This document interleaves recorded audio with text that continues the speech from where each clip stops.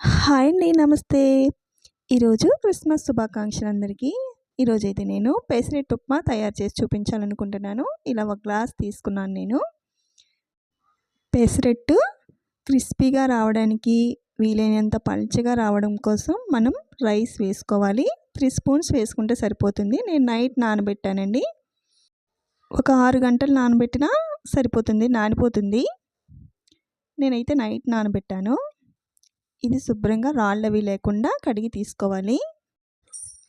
వీటిని ఒక మిక్సీ జార్లో తీసుకొని ఒక 5 పచ్చిమిరపకాయలు, 1 స్పూన్ జీలకర్ర, కాస్త అల్లం ముక్క వేసి గ్రైండ్ చేసుకోవాలి.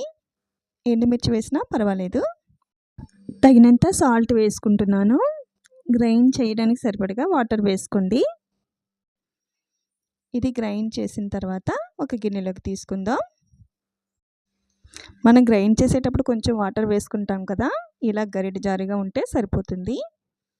ఈలోపు నేను ఉప్మా రెడీ చేసుకుంటున్నాను.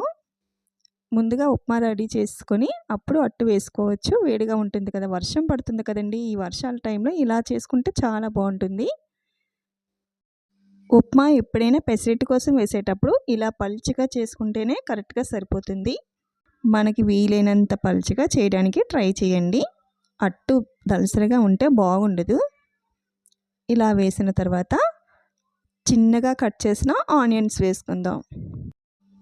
చిన్నగా కట్ చేసిన పచ్చిమిరపకాయలు, అల్లం ముక్కలు, జీలకర్ర ఇవన్నీ వేసి ఆయిల్ వేసుకోండి.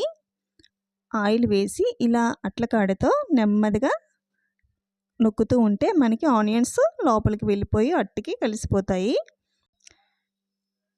ఇప్పుడు ఒక్కసారి తిరిగేసి మరలా అటు కాలిన తర్వాత ఇప్పుడు ఇటువైపు చూసారు కదా, అంత పలుచగా చేసినా సరే ఎంత దగ్గరగా అయిపోయిందో.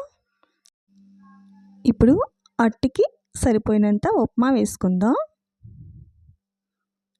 ఈ ఉప్మా వేసిన తర్వాత కొంచెం ఒక 2 నిమిషాలు అటు ఇటు చక్కగా రోస్ట్ అయిపోయిన తర్వాత పెసరట్టు రెడీ అయిపోయింది. నచ్చిందా అండి నేను చేసిన బ్రేక్ఫాస్ట్? నచ్చితే లైక్ చేయండి, సబ్స్క్రైబ్ చేసుకోండి, బెల్ ఐకాన్ ఆన్లో ఉంచుకోండి. నెక్స్ట్ వీడియోలో మళ్ళీ కలుద్దాం. బాయ్.